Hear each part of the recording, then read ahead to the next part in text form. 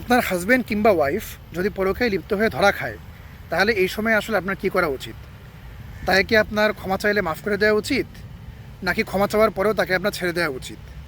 এখানে পরকীয়া বলতে বোঝাচ্ছি মেনলি ফিজিক্যাল সম্পর্ক, অর্থাৎ আপনার হাজব্যান্ড বা ওয়াইফ কারোর সাথে ফিজিক্যাল সম্পর্ক করছে এবং পরবর্তীতে সেই বিষয়টা প্রুফ হয়েছে, প্রমাণিত হয়েছে, যে কোনোভাবেই হোক, সেটা কোনো মেসেজ দেখে হোক বা কোনো ধরনের আলামত দেখে হোক, হোয়াট এভার, এটা আপনার কাছে ক্লিয়ারলি প্রমাণিত হয়েছে। সেই অবস্থায় আপনি আসলে কী করবেন? মোটামুটি আমার যারা পোস্ট ম্যারেজ কাউন্সেলিংয়ে ক্লায়েন্ট আসেন, তাদের মধ্যে প্রতি 10 জনের মধ্যে একজন, অর্থাৎ 10% হচ্ছে কেস আমি এমন পাই যেখানে পরকীয়ার বিষয়টা আসলে চলে আসে। এই জন্যই আজকে আসলে এই ভিডিওটা বানানো। এখন দেখেন, আমি আমার একটা বক্তব্য দিতে পারি, আমি বলতে পারি যে হ্যাঁ, এটা করলে কোনোভাবেই সম্পর্ক কন্টিনিউ করা যাবে না, এটা আমি বলতে পারি। অথবা কেউ একজন বলতে পারে ক্ষমাই মহৎ গুণ। আমি এখন এখানে মনে করি যে ইসলামিক যে স্ট্যান্ডার্ডটা, এই স্ট্যান্ডার্ডটা অনুযায়ী আসলে কাজ করাটাই এখানে বেটার। তাহলে সেই স্ট্যান্ডার্ডটা আসলে কি, সেই নিয়ে একটু আপনাদের সাথে আলাপ করি। দেখেন, এখানে আপনার সাথে আমি একটা কাহিনী শেয়ার করি। সেটা মহানবী সাল্লাল্লাহু আলাইহি ওয়াসাল্লামের সময়ের এই কাহিনীটা অনেকটা এমন যে মহানবী সাল্লাল্লাহু আলাইহি ওয়াসাল্লামের কাছে একদিন এক মহিলা আসলেন। সেই মহিলার পেটে ছিল সন্তান। সেই মহিলা এসে বললেন যে আমার পেটে যে সন্তান আছে, এই সন্তান আমার স্বামীর না, এই সন্তান অন্য কারো, এই সন্তানটা আসলে হালাল সন্তান না। এখন আমাকে আপনি এই যে আমি যে পরকীয়া করছি, এই পরকীয়ার শাস্তি প্রয়োগ করুন। তো মহানবী সাল্লাল্লাহু আলাইহি ওয়াসাল্লাম বললেন যে তুমি আগে সন্তানটা প্রসব করো, এরপর তুমি শাস্তির জন্য আমার কাছে চলে এসো। তো যথারীতি সেই নারী চলে গেলেন।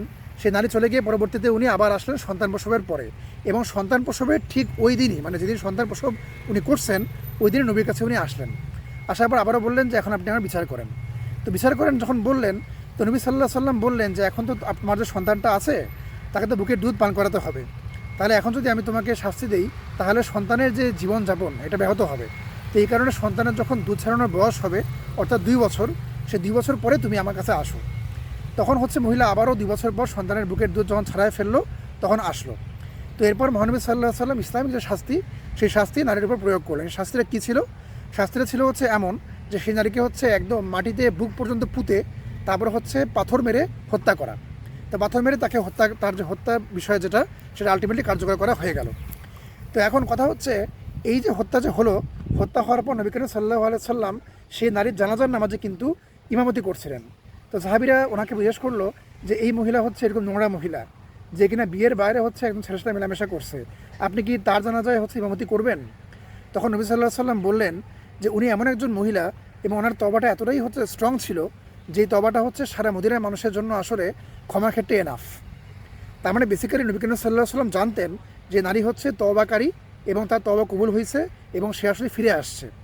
তা সত্ত্বেও কিন্তু আপনি দেখবেন শাস্তিটা কার্যকর হয়েছে।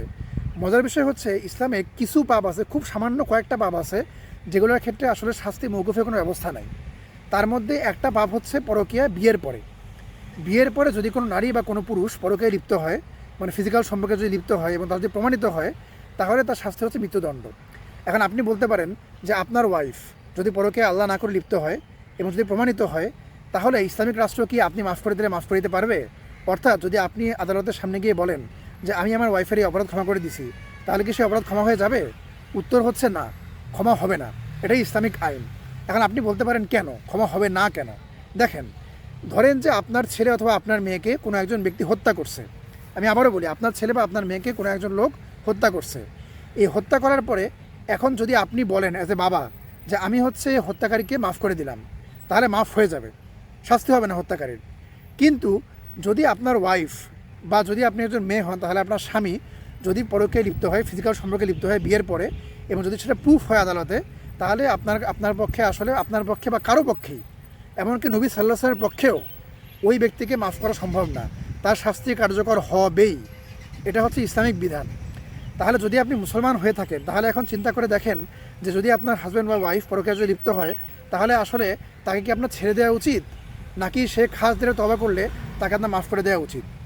যেহেতু তার শাস্তি মৃত্যুদণ্ড, কিন্তু যেহেতু আমাদের দেশে আসলে ইসলামিক আইন নাই, এজন্য যেহেতু এই শাস্তি কার্যকর করা সম্ভব নয়, এই কারণে আপনার কর্তব্য তাকে অবশ্যই ছেড়ে দেওয়া। এর কারণটা এখন আমি একটু ব্যাখ্যা করি। পরকীয়া এমন একটা অপরাধ যেটা আসলে মানুষকে আস্তে আস্তে একটা ব্ল্যাক হোলের দিকে নিয়ে যায়। অর্থাৎ যে ব্যক্তি একবার পরকীয়া করে পার পেয়ে যায় বিয়ের পরে, সে এটাতে আবার লিপ্ত হবেই, মোটামুটি শিওর। আর যদি সে লিপ্ত কোনো কারণে নাও হয়, তাও সমাজের আর 10টা লোক এই বিষয়টা দেখে আরও উৎসাহিত হবে, এবং এই পাপের ক্ষেত্রে তারা আবারও সে ওই পাপে পা দিবে। এখন দেখেন, সমাজের 10টা লোকের পরকীয়ার কারণে, মানে পরকীয়ার কারণ যদি আপনার স্বামী বা আপনার স্ত্রী পরকীয়া হয়, এবং দেখেন ধরেন যে আপনার ওয়াইফ পরকীয়া করছে, আপনি তাকে মাফ করে দিচ্ছেন, তাকে আপনি অ্যাকসেপ্ট করে নিচ্ছেন আবারও। এখন আপনার সমাজে যদি অন্য কেউ এই বিষয়টা দেখে যদি আবারও যদি পরকীয়া উৎসাহিত হয়, তাহলে কিন্তু সেই পাপের ভাগীদার কিন্তু আপনিও হবেন। কাজেই আমার কথা হচ্ছে এটাই, যদি আপনার হাজব্যান্ড ওয়াইফ পরকীয়ায় লিপ্ত হয়, মানে বিয়ের পরে আর কি, তাহলে আসলে মাফ করার কোনো এখানে সুযোগ আসলে ইসলাম মতে নাই। এখন অনেক স্বামী আছেন বা অনেক স্ত্রী আছেন যারা চিন্তা করেন যে আমার তো সন্তান আছে, তাহলে এখন যদি আমি ডিভোর্স দিয়ে দিই আমার সন্তানের কী হবে। কিন্তু বাস্তবতা হচ্ছে, যদি আপনার হাজব্যান্ড বা ওয়াইফ আবার যদি পরকীয়ায় লিপ্ত হয়, তাহলে যে কনসিকুয়েন্সগুলো হবে এটা আসলে আপনার সন্তানের লাইফে আরও খারাপ প্রভাব ফেলবে। এটাই হচ্ছে বাস্তবতা। এবং এই কারণেই হচ্ছে ইসলাম ধর্মটা আসলে প্র্যাকটিক্যালি পরকীয়া শাস্তিটাকে এতটা কঠিন করে ফেলছে। তো আশা করি ভিডিওর বিষয়টা বুঝতে পারছেন। Pre marriage counselling, post marriage counselling, তারপর হচ্ছে match making service, marriage biodata তৈরি করা, সব ধরনের ম্যারেজ রিলেটেড সার্ভিস আমরা প্রোভাইড করে থাকি। আপনারা আগ্রহী হলে আমাদের মেসেজ করবেন। ধন্যবাদ সবাইকে। আসসালামু আলাইকুম।